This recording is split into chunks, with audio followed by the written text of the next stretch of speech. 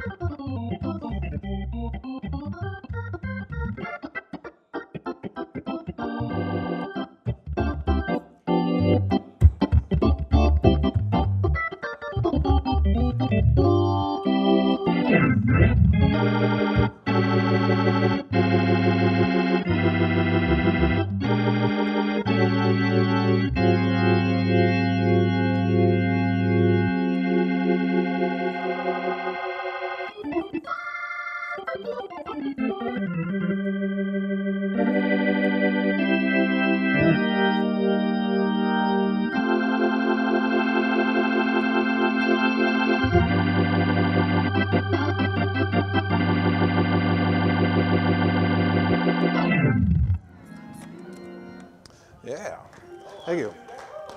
Pitch bend, yeah.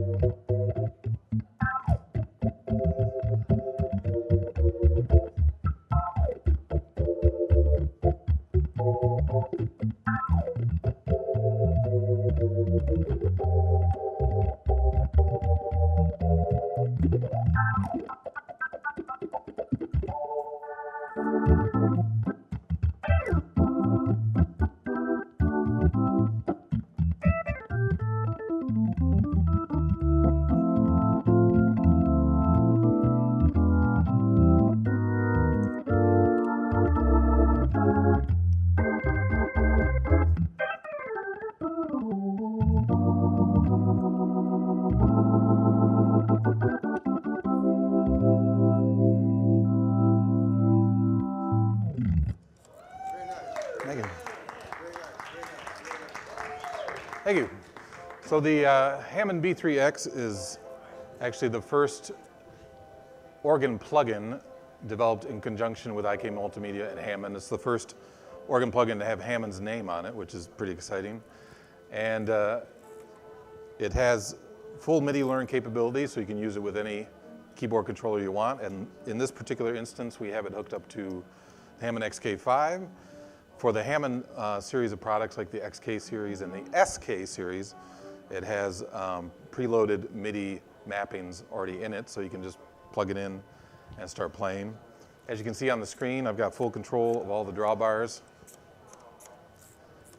No problem there. We got control of the lower drawbars, which is pretty handy. And we got a split point set up. So I got left hand down here. I could make these chords if I wanted to.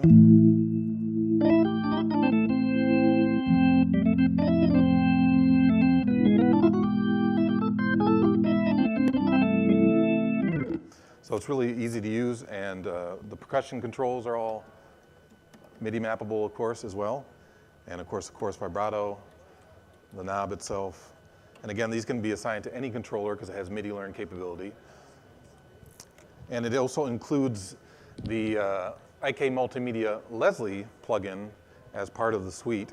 The plugin itself is not separate, but it's the same algorithm, the same sound as the Leslie plugin in the organ itself.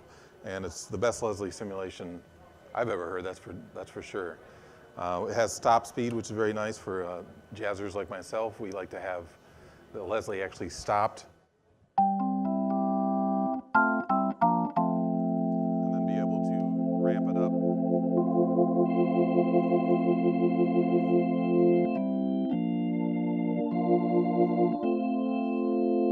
And all these parameters are also tweakable. If we can go to the Leslie page. Oh, you got it. All right. Right on. Go to the Leslie amp, please. So you have your choice of classic 122, the 122A, which is a more modern version of the 122. It has a foam rotor and a couple differences in the amp. The 147, which is the unbalanced version of the 122 that was made for spin-it organs back in the day. And then we have the modern 3300, which is a compact Leslie that's made for live use. It's 300 watts, solid state with a tube preamp. Can we load that one up? All right, yeah.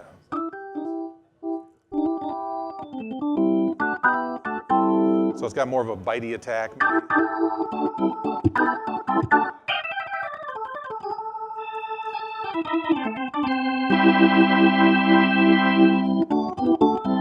little more modern sound for gospel or rock and roll. And then we have the guitar amps, which is really fascinating. If you want to get that John Lord sound, the distorted Hammond into a guitar amp sound, that's really easy to do.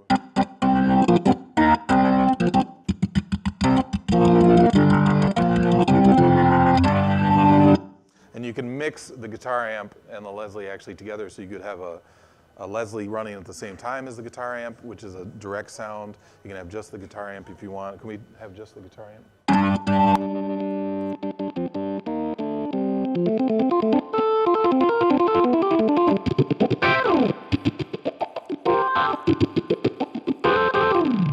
Get that like really heavy John Lord thing, and then load in the Leslie a little bit so you can get some movement.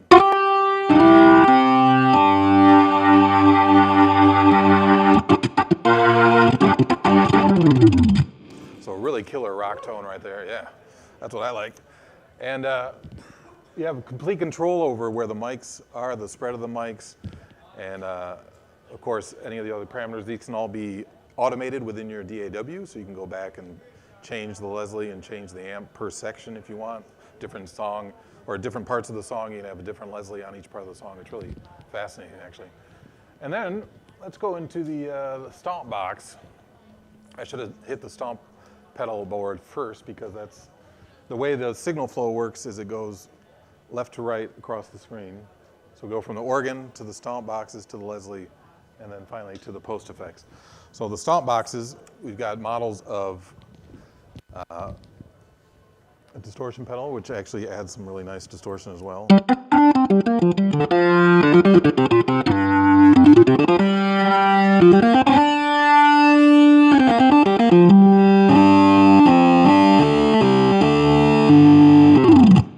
Pretty nasty. The EQ, of course, so you can sculpt that tone in any way that you want. For example, one of my favorite tones that I discovered fairly recently for me was the Canterbury organ sound, which is, you know, Dave Stewart with National Health or the group Egg, and he had full-on distortion and then maybe roll off some of the low end, boost some of the mids or something. It's like a real piercing, almost an analog lead style sound that he gets from the Hammond.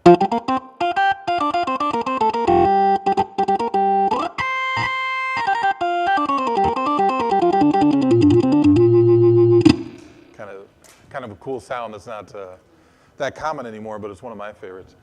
And then of course it goes into a chorus pedal, so you can actually disable the Leslie altogether and maybe get that Tony Banks, you know, mid-70s, late 70s Genesis type of sound with the chorus pedal emulating the Leslie instead of an actual Leslie speaker, which I think is kind of interesting. Turn that distortion off.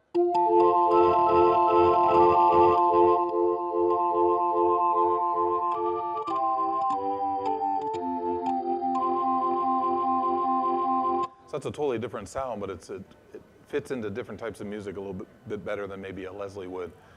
And of course you can use it through the Leslie. And then we have the spring reverb. Now this is a really cool effect. On the old Hammonds, Leslie, or the reverb was a, Fisher like space reverb that they had in there, and it was in the organ and it was before the Leslie.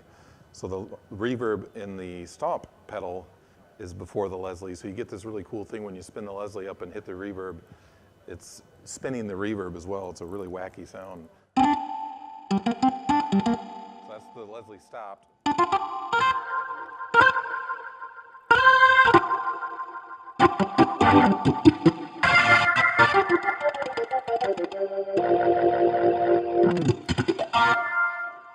can hear that reverb in the Leslie. It's really cool.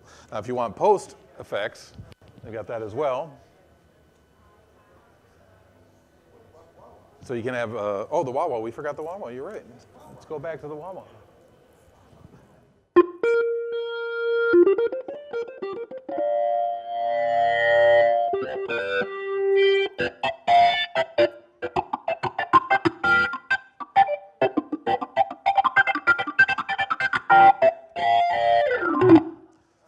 Yeah, we're getting some funk in there now.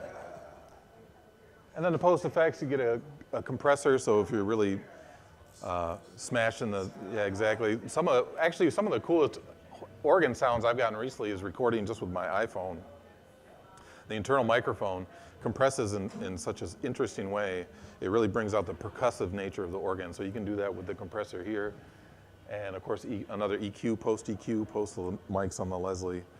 And then post reverb too. So the reverb in this instance is not going through the Leslie. It's just a stereo reverb after the Leslie, which is pretty cool.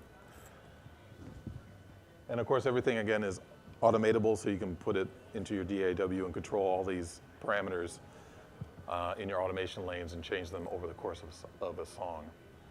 All right, so let's go back to maybe the 122 if you could, or just load up the stock preset if that's fine. There we go.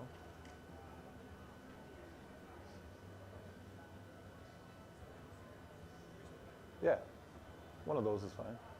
Groover, that sounds good. That's it.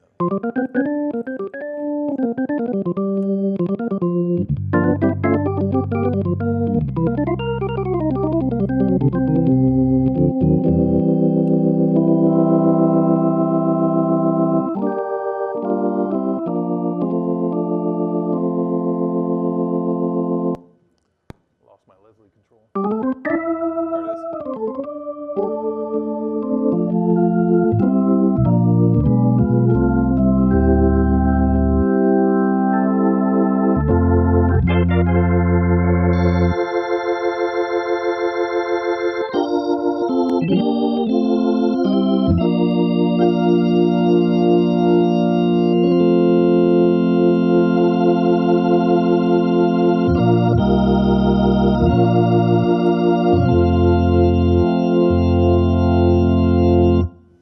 We should also talk about there's, I think, 4 different models of Hammond that were included in this, in your advanced page. So we've got, what are we on right now?